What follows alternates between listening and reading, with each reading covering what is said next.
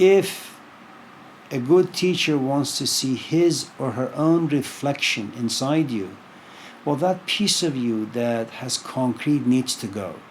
And you can't just scrub the concrete away. It needs to be jackhammered. It's painful. It's agonizing. You know? And there are not very many people out there who can endure that. You know,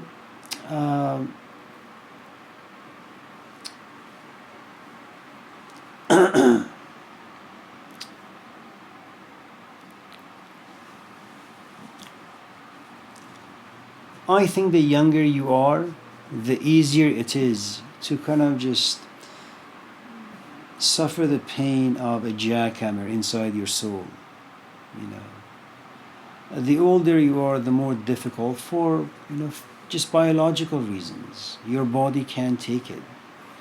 You know, it's like us. You know, 5 years ago, I could have gatherings every night.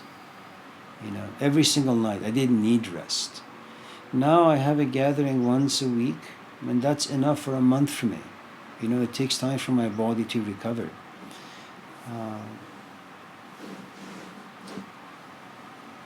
And you know, if you're an older student working with someone like Bhai Sahib, where he has to kind of just bulldoze himself through all the garbage to get inside you,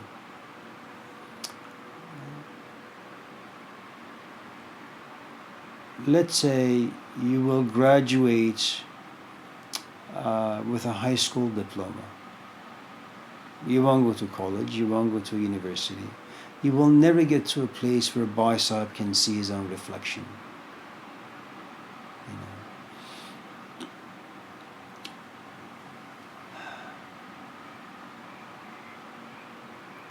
You know, the other thing is,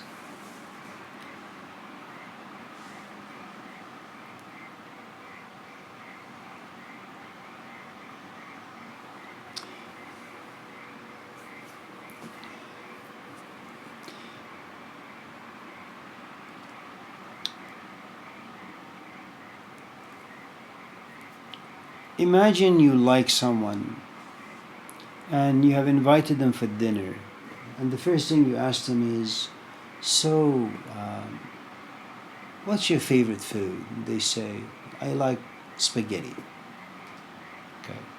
Now you yourself may not like spaghetti, but because you like them and you want to please them, you make spaghetti. So you go shopping, you put the bags on the counter, you clean your house. You make the spaghetti, you wash the dishes, clean the counter, you cut the flowers, put them in a bucket on the table, you light some candles, you play some classical music in the background, there is a knock. And this guy or gal walk in, and you have created this physical environment that is profoundly powerful, and it impacts this man's psychology. You know, he comes in very respectfully, maybe not so respectfully. He doesn't know if he should sit and eat or he should just hold your hand and take you to the bedroom. You know, I mean, that's what the physical environment does. That's what you're doing. You want him to become attracted to you, and the way you do it is you create the physical conditions. Now, it's true that perhaps it could be true that he has a girlfriend that you didn't know, or he has an ex, he's been going back and forth and happens to be very agitated. She's the one who left him. He didn't really want to leave. He's still kind of stuck on her. And he comes to your house and it's a beautiful setting. But the truth is, his mind and his heart and his soul is somewhere else. And because he's somewhere else, it doesn't matter what you have created. It's just not going to have the impact that you want. Okay? So what you have is, whether it's Jesus or the Buddha or Gurdjieff or Muhammad, what all these people have in common is that they create a physical environment. And it doesn't have to do anything with perhaps four walls. It could be they themselves. When someone like Jesus during the Last Supper says, eat this bread, it is my body, he is creating A physical environment filled with symbols, and they are potent and they are powerful. That every time you sit and eat bread with friends of your soul, you know, and when you're sitting and eating, that's what you should think. That's what a symbol does. It impacts your psychology. It kind of gives birth to a very unique set of emotions and then thoughts, and then they all come together, eventually become paralyzed. If you're a Christian, you're kind of be forced into this prayer mode filled with humility and repentance and poverty, and then you just weep. And then maybe you'll just pass out, maybe you'll have a dream, maybe you'll have an experience, who knows? That those things are not in our hands. But the point is, all that teachers can do really is create the physical environment that will impact not only the way you sit, but also the way you begin to feel. It also begins to impact your brain chemistry. Where if you were thinking about money for the body, now you think about money of your soul. You know, where can I go and get such kind of money, such nourishments? Once this environment is created, the truth is the rest is up to the student. You have to do the work. You know, and your main work doesn't involve the presence of the teacher. Your main work is when you're away from the teacher. Can you keep his or her image with you? Can you, because if you have the image of Jesus inside your head, and if that image gives birth to a good amount of intense emotions, i.e. love, okay, the way you walk will have a different quality to it. The way you feel when you walk into the classroom, the way you talk to students, when someone emails you and says, I missed an assignment, what can I do? You know, Father, forgive them for they know not what they do. Okay, it's not that their mom died or their dad died or they were at work. They find your class boring. But you understand because you understand yourself to be a boring instructor sometimes. You understand that students sometimes, despite their best intentions, they just find the stuff, some of them, uninteresting. I remember I had a phone interview about 30 years ago with Moore Park College in Los Angeles. And they said, so how would you teach a branch of philosophy that you don't like? Let's just say philosophy of mind. So if I can't connect to it, I'm not going to teach it. And there were like 12 people on the committee. So they all kind of just burst into laughter. They said, that's beautiful, that's what we want. But we teach it, well, we're glad that you won't.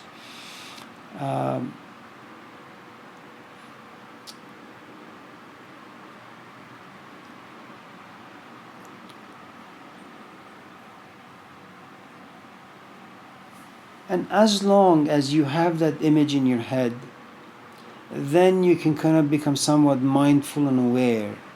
There is this, what is it? Hush dar dam, nazar bar qadam. There are 8 steps in the Naqshbandi order. Hush dar dam means always be aware of your breath. It is true that without it you'll die, but it becomes a symbolic. But you need to have a relatively religious and spiritual background, a culture, a society, your parents, you've read the Bible or the Quran a little bit, where the breath symbolizes there is this dust, there is God grabbing this dust, breathing into it, and all of a sudden this dust comes to life, and God looks at this and says, go out there, the physical world is your dominion. You have power over everything. But remember, you have my spirit inside you. Let my spirit baptize you. And if my spirit can baptize your flesh, the physical world will remain safe. And so what you have is hush dar dam. Now, you have to be in the physical presence of a really, really awesome teacher, where he sits or she sits and they're very focused. Breath doesn't just mean like breathing in and out, because every breath could be your last breath. That the teacher needs to be aware of his or her own mortality. And that gives value to time, that gives value to breath, that gives value to purpose, intentions. Nazar bar qadam. Qadam means step, nazar means being aware. Know where you are, know where you're going, know what you're doing. And these are exotic concepts. They really, really, really are. And when you are sitting in a room, say, if you belong to a cult and you worship a teacher, whenever you're around him, those 8 steps are present. It's like the Eightfold Path in Buddhism. You're not going to cheat, you're not going to lie, you're not going to gossip. If the Buddha is sitting there, who dares to talk about their boyfriend or girlfriend? No one does that, because he just has a very powerful presence.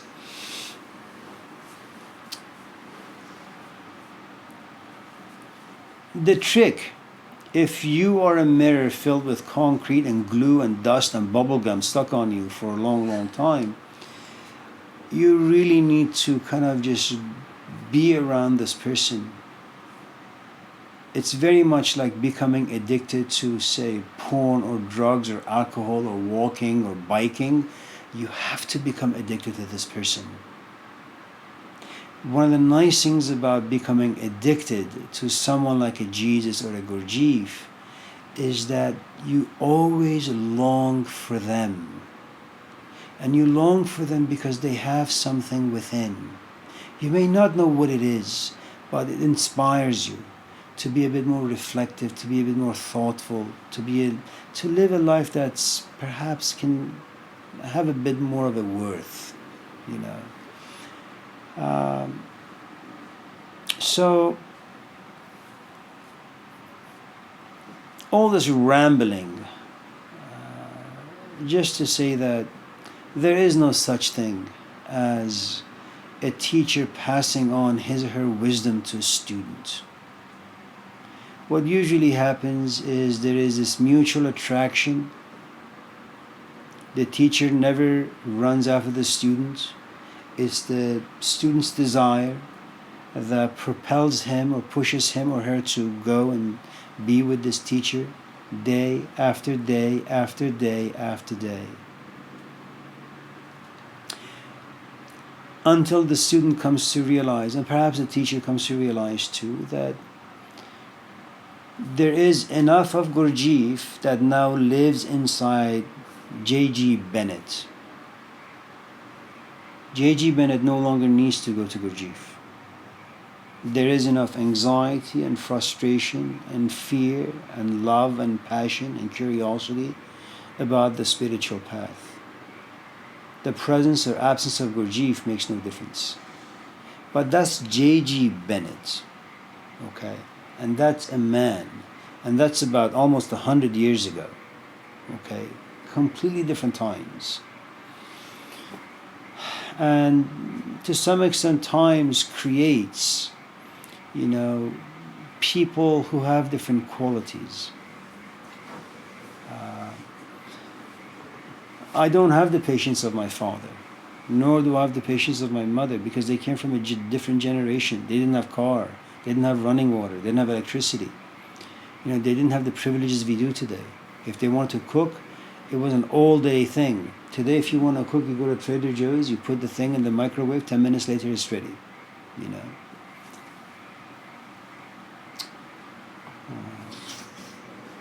The difficult part really is the student has to sit and has to protect whatever it is that the teacher has planted inside them. And if you don't love, you'll easily be distracted. It doesn't matter, if you go somewhere once or twice a week for 500,000 years. If there is no love, what you have is distraction. Curiosity doesn't do anything. Interest means nothing. It is only love that creates monogamy. It is only love that creates passivity. It's only love that creates submission and surrender. Without this very, very, very important component,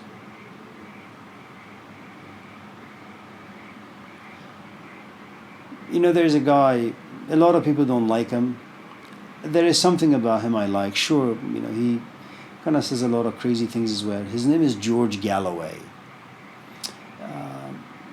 He's a political activist. I'm not quite sure if he's still alive.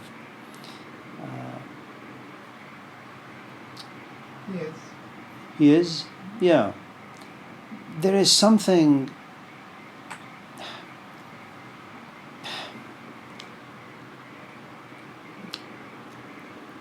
He has some biases, granted.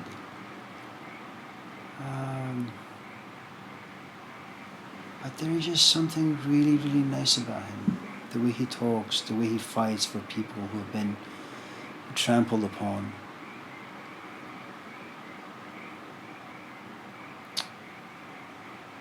And he's not afraid to say what's on his mind. You guys should watch some of, his talks. I actually forgot. I lost what I was going to say.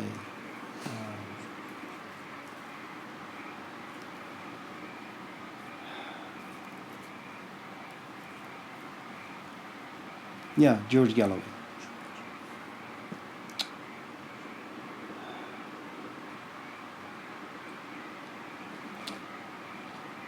Let me just kind of finish with this. There is this beautiful passage in the Quran where Muhammad goes to God and he's like screaming. I don't know if he is, but it's nice to make these things rather dramatic. He's like in the cave, he's crying and the tears are just rolling off of his face and beard, and he's screaming, saying,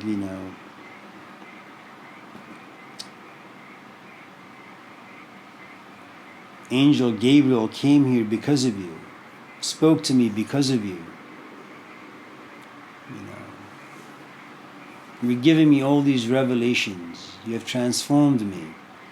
You have made me a public servant. And I go to my people and I talk to them. No one listens. How can I make people understand? And what God says in response is, who the hell do you think you are?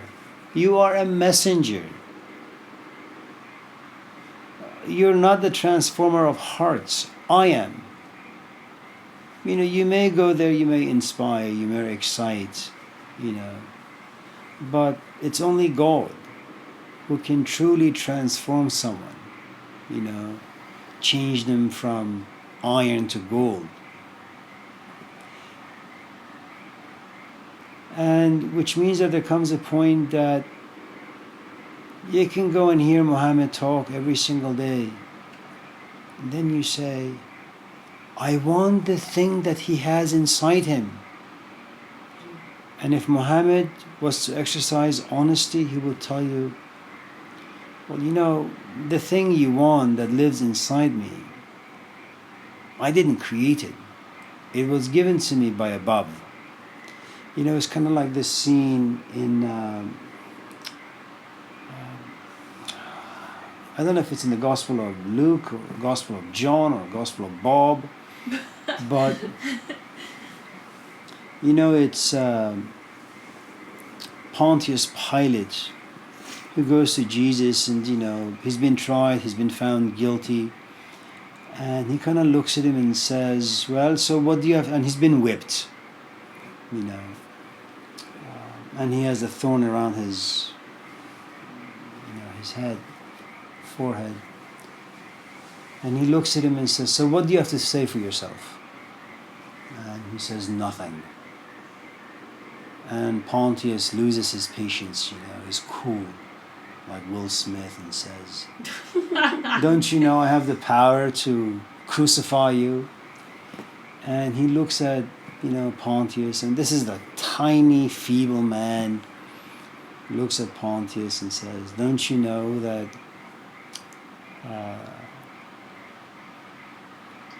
you wouldn't be able to crucify me if that power wasn't given to you from God?" It is such a moving scene that even Pontius is kind of taken aback that there is a purpose to all of this, but you have to believe, And there comes a point where Muhammad tells this kid, if you want what I have, your cave life begins now. Up to now, you have been depending on me. Now that you are truly passionate, and it can be passionate today, and then you forget, I'm passionate next month. It doesn't work that way. It has to be all-consuming passion every goddamn day, And then your cave life begins. What do? There is no Muhammad. There are no communities. It's you, the darkness, and the chaos that lives inside you. And that's when you start knocking and asking. And you have to keep knocking and knocking and knocking and knocking until a door opens. And we have no idea how long the student needs to wait.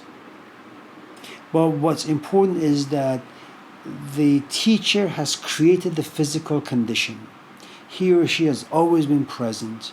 The ears of the student has always been filled with his or her own, the teacher's voice and insights. And there comes a point where your voice is no longer yours, It's like you love Al Pacino, so you begin to talk like him. You begin to act like him, It's like, there are these people. One happens to be in, I think, Palestine. He is look-alike to Lionel Messi, the soccer player. There's another one in somewhere in Italy who looks very much like Cristiano Ronaldo, that you keep, for whatever the reasons are, they kind of just pull you into their world. And then you begin to pluck your eyebrows and you kind of comb your hair this way and you walk that way and you talk this way and you wear this kind of an outfit and you wear this type of glasses. And that is exactly the same way in the spiritual world. You have to read the dialogues of Plato over and over and over until your language becomes like Plato. And the only thing that now remains is, I have the language. I just need a Socrates to worship. Then you find the Socrates, and then he says, now you need a Diotima to worship. And then you find a Diotima, and she says, now you need a Dionysus to worship. Well, Jesus Christ, how many gods do I need to go through until I become wise? And that's how it is. I think whatever it is that you have read or watched, I think they have mistaken inspiration, a moment's opening, a moment of insight, to a teacher's ability to passing his or her wisdom to a disciple. It's not possible.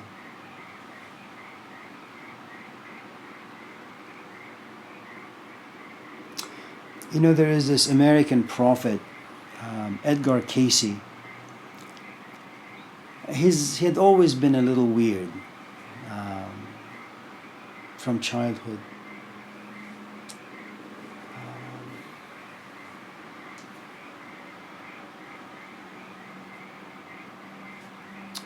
His parents were religious. He was religious. We're talking a century ago almost, where he was born and kind of raised. One day he just kind of is reading a book. He gets really, really exhausted, and he just puts his head on the book to rest, and he falls asleep. He wakes up. All the contents are now living inside his head. All he had to do, and he was a speed reader, all he had to do was just go through the pages, 100 pages in like 10 seconds. He could tell you everything about the book. Well, how do you make an Edgar Cayce?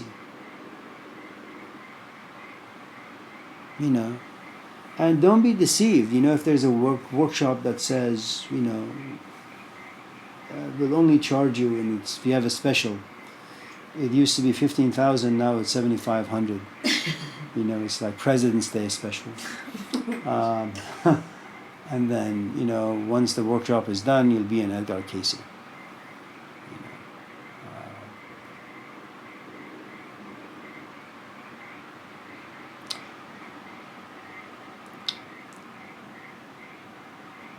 You know, if I was perhaps a bit more experienced and a bit more insightful, instead of rambling on about all the stuff, I could have just said, listen, if you have ever had a boyfriend or a girlfriend, if you have ever been in love with anything and it didn't work out and you were left broken hearted and you were just bleeding,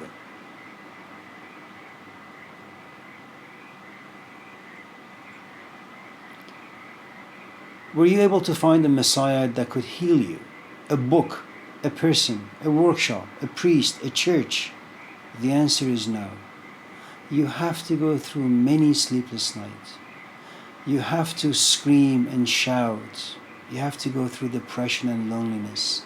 And you just have to wait it out. And if you're lucky, the clouds of depression will be removed. Wind will come from somewhere and the sun will come out. No one can do that for you. And wisdom is like that. You know, the cloud that surrounds you is just not knowing, ignorance. You know, what people can really do is kind of like this fan. Once in a while they turn on, the dust will go away, some of it, then the power shuts off. There is no fan. You gotta now use your hand to get this stuff out of you. It's just tough. You know.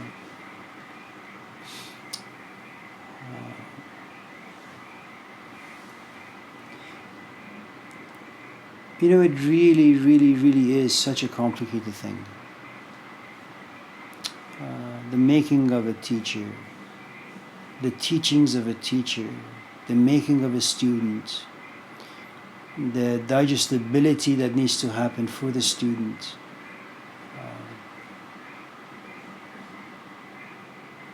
You know. And I think all of this stuff ultimately goes back to this beautiful story in Matthew, the Prodigal Son. You know, you can have a son who never leaves you, but has no wisdom, has no experience. He's just very devoted to you. You know, whether it's an act of pity, whether he just loves you, but he just does everything that you ask him to do. He does it. The other son destroys your name and your reputation, wastes your money, gives you a heartache and a headache. You just want to kill yourself because you have a nasty son. But the son goes away, comes back 10 years later. What he has is experience. He has understood. He has understood the value of being young, money, energy, what it means to waste, what it means to have regret, to have remorse, to have shame. The older son who doesn't leave has none of those things. The older son can never be a student. The younger son is a great student. But to be the younger son and to be that kind of a student, the price that you have to pay as a teacher and as a student is just huge. You know? Because it is true.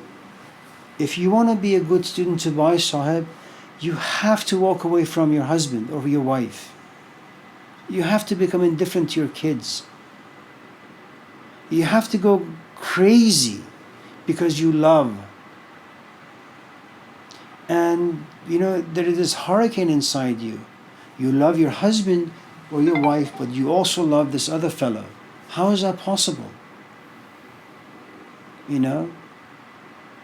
And ultimately, you have to kind of find yourself in a stable, sleeping with the pigs. And then you say, okay. I mean, that's the ultimate place of humility. And you kind of get up and you say, okay, maybe I should just go back and apologize and see what happens. That's a good student.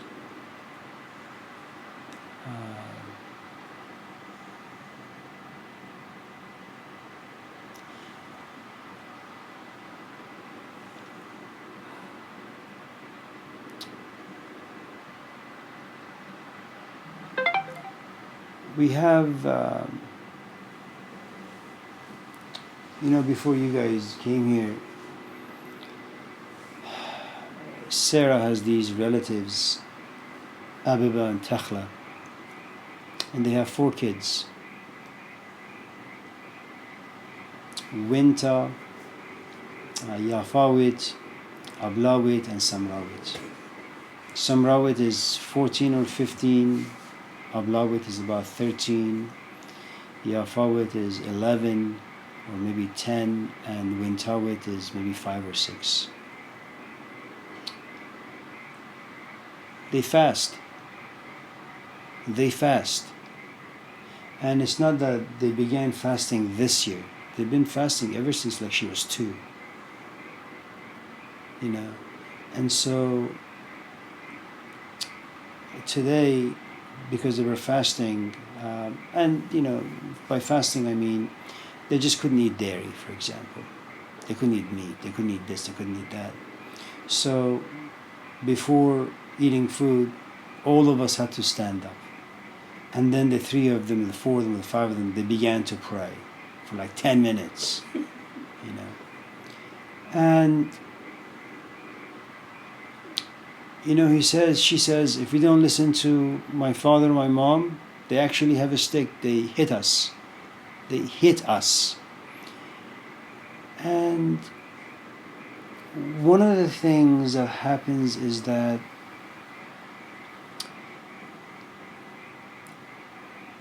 the face of compassion that a teacher must wear is very different than the concept of compassion that lives inside our head.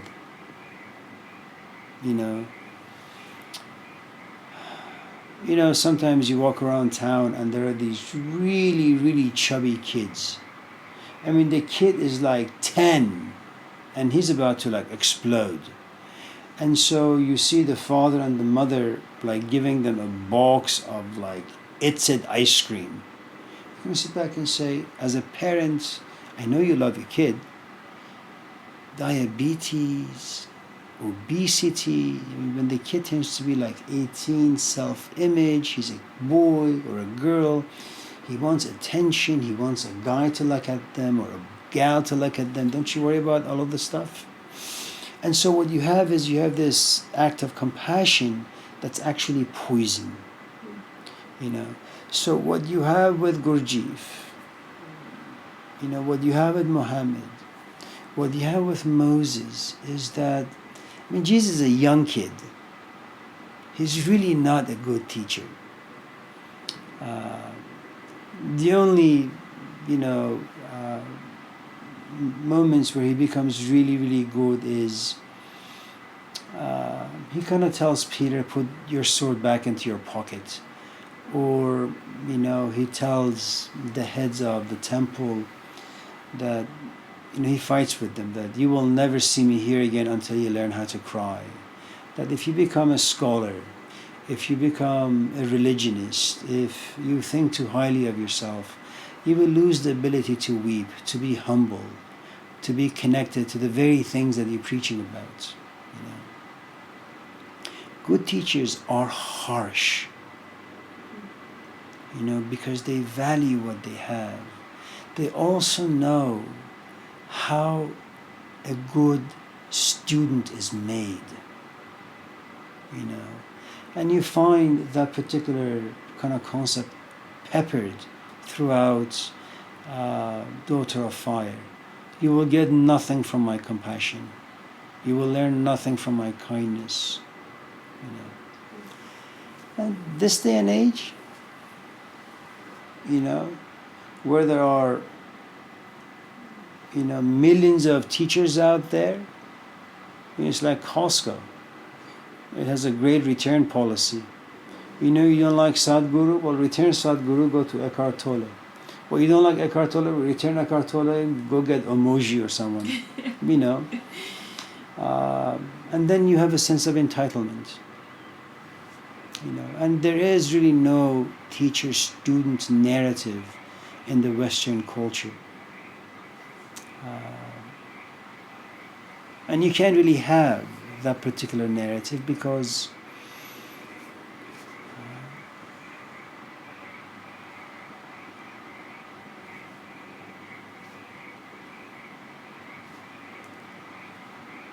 your life will be at risk, you know.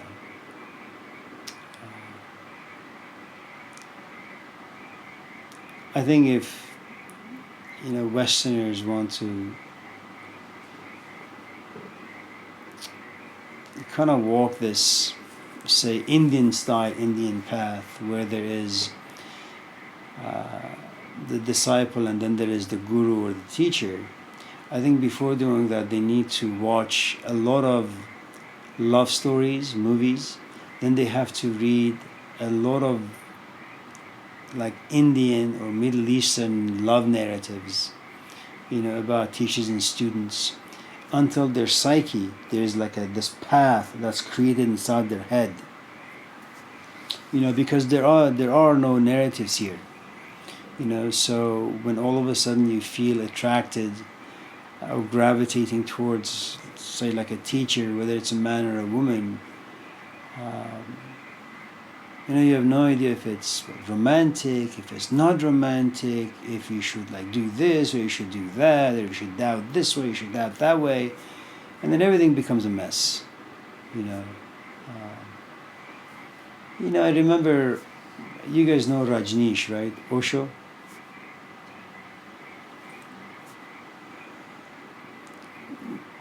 A mark of a really, really bad teacher. You know. It's like you want to own a town, so you bring in all these strangers from like various places, like homeless people, like people who have no social etiquette, they're vulgar. Because the more votes you have, you know, you can be in charge of the city, you have more power. When a teacher becomes a public figure, that's the end of that teaching, you know.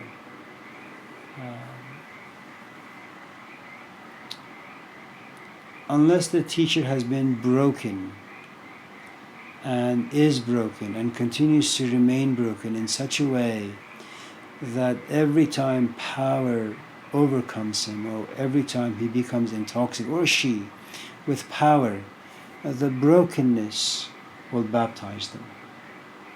It's very, very, very, very rare, you know. And good teachers usually kind of refrain from being too visible. And if they are, you know, they have been trained the right way and they have the right components to kind of be baptized from within so they don't become contaminated.